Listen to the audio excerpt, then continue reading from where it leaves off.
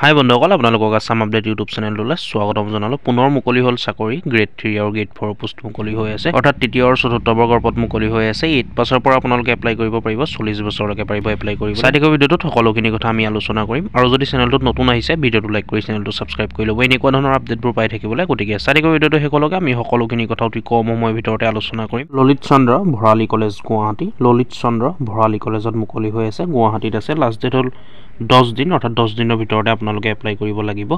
ললিত চন্দ্ৰ Bharali LCB college Guwahati, ইয়াত 4টা grade 3 আৰু গ্ৰেড 4 পোষ্ট মুকলি হৈ আছে।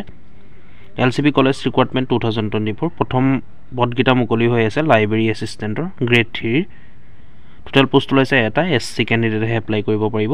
এডুকেশ্যনেল কোৱালিফিকেশ্যন বিচৰা হৈছে এনি গ্ৰেজুৱেট, যিকোনো ষ্ট্ৰীমৰ পৰা আপোনালোকে গ্ৰেজুৱেশ্যন কৰিলে এপ্লাই কৰিব পাৰিব। লগতে আপোনালোকৰ কম্পিউটাৰ ডিপ্ল'মা বা চাৰ্টিফিকেটখন থাকিব লাগিব। মিনিমাম 6 মান্থৰ আপোনালোকৰ এখন ডিপ্ল'মা বা কম্পিউটাৰ চাৰ্টিফিকেট থাকিব লাগিব। কম্পিউটাৰ আপোনালোকে জানিব লাগিব। 2 নম্বৰ পদকেইটা মুকলি হৈ আছে জুনিয়ৰ এছিষ্টেণ্টৰ গ্ৰেড 3। ইয়াত টোটেল পোষ্ট ওলাই আছে এটা, আনৰিজাৰ্ভ হৈ আছে, অৰ্থাৎ সকলোৱে এপ্লাই কৰিব পাৰিব। ইয়াৰ কাৰণে এডুকেশ্যনেল কোৱালিফিকেশ্যন বিচৰা হৈছে এনি গ্ৰেজুৱেট, যিকোনো ষ্ট্ৰীমৰ পৰা আপোনালোকে গ্ৰেজুৱেশ্যন কৰা হ'লে পাৰিব। আৰু লগতে ইয়াতো কম্পিউটাৰ ডিপ্ল'মা বিচৰা হৈছে বা চাৰ্টিফিকেটখন আপোনালোকৰ থাকিব লাগিব। কম্পিউটাৰ জানিব লাগিব। 6 মান্থৰ এখন আপোনালোকৰ ডিপ্ল'মা বা চাৰ্টিফিকেট থাকিব লাগিব কম্পিউটাৰৰ। 3 নম্বৰ পদকেইটা ওলাইছে গ্ৰেড IB, অৰ্থাৎ চতুৰ্থ বৰ্গৰ পদ মুকলি হৈ আছে। টোটেল পোষ্ট ওলাইছে ইয়াৰ কাৰণে এটা, OBC কেণ্ডিডেটেহে এপ্লাই কৰিব পাৰিব। আৰু ইয়াৰ কাৰণে এডুকেশ্যন কোৱালিফিকেশ্যন বিচৰা হৈছে ক্লাছ 8 পাছ। ক্লাছ 8 পাছ কৰিলে আপোনালোকে গ্ৰেড IB পোষ্টটোৰ কাৰণে, অৰ্থাৎ পদটোৰ কাৰণে আপোনালোকে এপ্লাই কৰিব পাৰিব। 4 নম্বৰ পদকেইটা ওলাই আছে লাইব্ৰেৰী বিয়েৰৰ, এইটো চতুৰ্থ বৰ্গৰ পদ গ্ৰেড IB। ইয়াত টোটেল পোষ্ট ওলাইছে এটা, STH কেণ্ডিডেটে এপ্লাই কৰিব পাৰিব ইয়াৰ কাৰণে। আৰু ইয়াৰ কাৰণে এডুকেশ্যনেল কোৱালিফিকেশ্যন বিচৰা হৈছে 8 পাছ। 8 পাছ কৰিলে আপোনালোকে এপ্লাই কৰিব পাৰিব। আদাৰ criteria of LCB college requirement, অন্যান্য ক্ৰাইটেৰিয়াসমূহ চাই লওক। ইয়াৰ কাৰণে PRC আপোনালোকৰ থাকিব লাগিব, অৰ্থাৎ পাৰ্মানেণ্ট ৰেচিডেণ্ট চাৰ্টিফিকেটখন। অসমৰ স্থায়ী বাসিন্দা হ'ব লাগিব। লোকেল লেংগুৱেজ আপোনালোকে জানিব লাগিব। সেইকাৰণে এজ লিমিট বিচৰা হৈছে 40 বছৰলৈকে আপোনালোকে এপ্লাই কৰিব পাৰিব। তাৰ কাৰণে এজ ৰিলেক্সেশ্যনো দিয়া হ'ব, ইয়াত উল্লেখ কৰা নাই। OBC MOBC কেণ্ডিডেটৰ কাৰণে 3 বছৰ দিয়া হ'ব, SC কেণ্ডিডেটৰ কাৰণে 5 বছৰ, এনেকৈ এজ ৰিলেক্সেশ্যন দিয়া হ'ব চৰকাৰী ৰুল অনুসৰি। ইয়াৰ কাৰণে এপ্লিকেশ্যন ফিজ পে' কৰিব লাগিব। গ্ৰেড 3 পদকেইটাৰ কাৰণে 500 টকা পাৰ পোষ্টৰ কাৰণে, আৰু গ্ৰেড 4 পোষ্টকেইটাৰ কাৰণে 300 টকা পে' কৰিব লাগিব। আপোনালোকে এইটো এড্ৰেছতে পে' কৰিব লাগিব। SBAC একাউণ্ট নম্বৰ এইটো আপোনালোকে দেখিছে 362819020991, SBI গুৱাহাটী কালীপুৰ বুথনাথ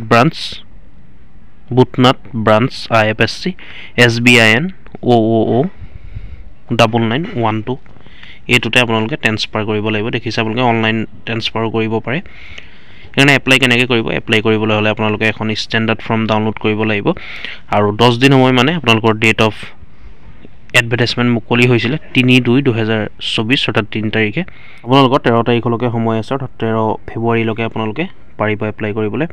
ইয়াৰ কাৰণে এখন এপ্লিকেশ্যন ফৰ্ম ডাউনলোড কৰিব লাগিব, যিখন ডিছক্ৰিপশ্যনত পাই যাব। ভিডিঅ' ডিছক্ৰিপশ্যনত উল্লেখ থাকিব, আপোনালোকে তালৈ গৈ ফৰ্মখন ডাউনলোড কৰি ল'ব।